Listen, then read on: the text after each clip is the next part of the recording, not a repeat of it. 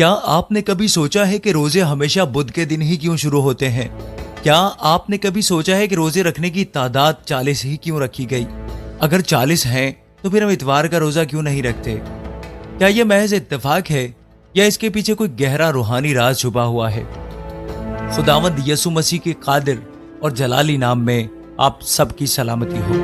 آج کی اس ویڈیو میں ہم اسی راز سے پردہ اٹھانے والے ہیں، لیکن ٹھہریں، کیا آپ کو معلوم ہے کہ ایش وینسڈے کا تعلق راکھ سے کیوں ہے؟ آخر کیوں کلیسیا میں کچھ لوگ اپنے ماتھے پر راکھ لگاتے ہیں؟ کیا یہ کسی پرانی روایت کا حصہ ہے یا اس کے پیچھے بائبل میں کوئی خاص پیغام موجود ہے؟ یہ سب جاننے کے لیے اس ویڈیو کو آخر تک ضرور دیکھیے، کیونکہ جیسے جیسے آپ آگے بڑھتے جائیں گے آپ کے ذہن میں پیدا ہونے والے ہر سوال کا جواب آپ کو ملتا جائے گا۔ چلیے سب سے پہلے ہم یہ جاننے کی کوشش کرتے ہیں کہ روزے ہمیشہ بدھ کے دن سے ہی کیوں شروع ہوتے ہیں۔ اس کے لیے ہمیں تاریخ کے پنوں میں جھانکنا پڑے گا، خاص طور پر 325 عیسوی میں ہونے والی نیکیا کی کونسل میں۔ اب یہ نیکیا کی کونسل کیا ہے؟ یہ ایک عام میٹنگ نہیں تھی، بلکہ یہ ایک مسیحی تاریخ کا وہ سنگ میل تھا جس نے کئی بنیادی فیصلے کیے، جن میں سے ایک فیصلہ روزوں کا بھی تھا۔ لیکن سوال یہ پیدا ہوتا ہے کہ روزے رکھنے کی تعداد 40 ہی کیوں مقرر کی گئی؟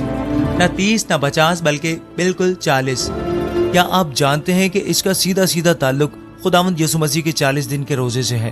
جی ہاں، خداوند یسوع مسیح نے بیابان میں جا کر 40 دن کا روزہ رکھا تھا، اور کلیسیا نے اسی دن کو بنیاد بنا کر یہ طے کیا کہ روزے 40 دن تک رکھے جائیں گے۔ لیکن پھر ایک اور مسئلہ پیدا ہو گیا، اگر روزے 40 دن کے رکھے جاتے ہیں تو پھر یہ 46 دن کے کیوں بنتے ہیں؟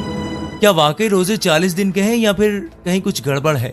یہاں ایک نہایت دلچسپ بات سامنے آتی ہے، اور وہ یہ ہے کہ اتوار کے دن روزہ نہیں رکھا جاتا۔ لیکن کیوں؟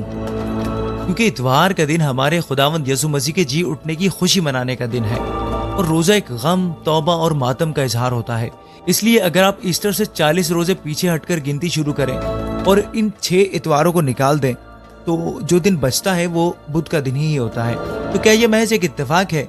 نہیں، بلکہ یہ ایک خاص ترتیب کے تحت رکھا گیا نظام ہے جو آج بھی قائم ہے۔ اب ایک اور سوال، راکھ کا روزوں سے کیا تعلق ہے؟ کیا آپ جانتے ہیں کہ کلیسیا میں بعض جگہوں پر ایش وینسڈے کے دن راکھ کو ماتھے پر لگایا جاتا ہے؟ لیکن یہ رسم کیوں؟ دیکھیے، یہ رسم ایسے ہی نہیں بن گئی۔ بائبل مقدس میں ہمیں کئی ایسی مثالیں ملتی ہیں جہاں توبہ کرنے کے لیے لوگ راکھ میں بیٹھ جاتے تھے۔ مثال کے طور پر ایوب نبی، جب وہ اپنی حالت پر خدا کے سامنے نادم ہوئے تو انہوں نے کیا کہا؟ اس لیے میں خاک اور راکھ میں بیٹھ کر توبہ کرتا ہوں۔ اور یہی بات ہمیں دانیال نبی میں بھی نظر آتی ہے، جب انہوں نے اپنی قوم کے گناہوں پر ٹانٹ اوڑا اور راکھ میں بیٹھ کر دعا کی۔ تو کیا راکھ لگانا محض ایک رسم ہے؟ نہیں، بلکہ یہ خدا کے حضور عاجزی اور توبہ کا نشان ہے۔ یہ سب باتیں آپ کے ذہن میں کیا سوال پیدا کرتی ہیں؟ کیا آپ پہلے سے یہ سب جانتے تھے یا پھر یہ ویڈیو دیکھ کر آپ کو کوئی نیا انکشاف ہوا؟ اپنی رائے نیچے کمنٹ میں ضرور دیجیے، کیونکہ اگلی ویڈیو میں ہم ایک اور دلچسپ سوال پر بات کرنے والے ہیں۔ کیا بائبل میں روزے رکھنے کا کوئی خاص طریقہ بتایا گیا ہے؟ یہ ایک زبردست بحث کا موضوع ہے۔